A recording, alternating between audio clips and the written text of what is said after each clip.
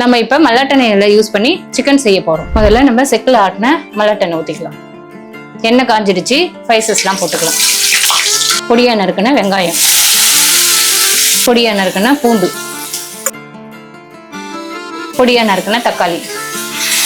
தக்காளியும் வெங்காயம் எல்லாம் நல்லா வதங்குறதுக்கு கொஞ்சோண்டு உப்பு போட்டுக்கலாம்.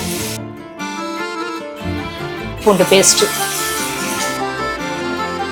தனி வெங்காயம் எல்லாம் வதங்கிடுச்சு. இஞ்சி பூண்டு பேஸ்ட் எல்லாம். இப்போ அதுக்கான மசாலாலாம் போட்டுக்கலாம். Garam masala 1 spoon, chicken masala 1 spoon, சிக்கனுக்கு தேவையான தயிர் 5 ஸ்பூன் போட்டுக்கலாம்.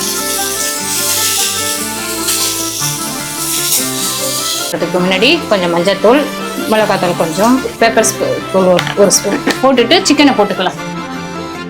மசாலா எல்லாமே ஒன்றா சேருது. அப்படி கலக்கிட்டு அது தேவையான அளவுக்கு தண்ணி, அது வேகிற அளவுக்கு தண்ணி.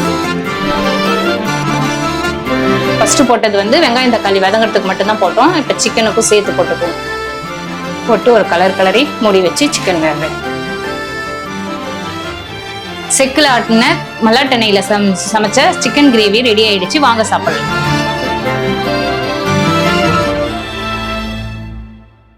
இந்த ப்ராடக்ட் பத்தின மோர் டீடைல்ஸ் அண்ட் மோர் ஆஃபர்ஸ் தெரிஞ்சுக்க உடனே பக்கத்தில் இருக்க ஸ்டோரை விசிட் பண்ணுங்க. ஆன்லைன்லேயே பர்ச்சேஸ் பண்ணிக்கலாம்.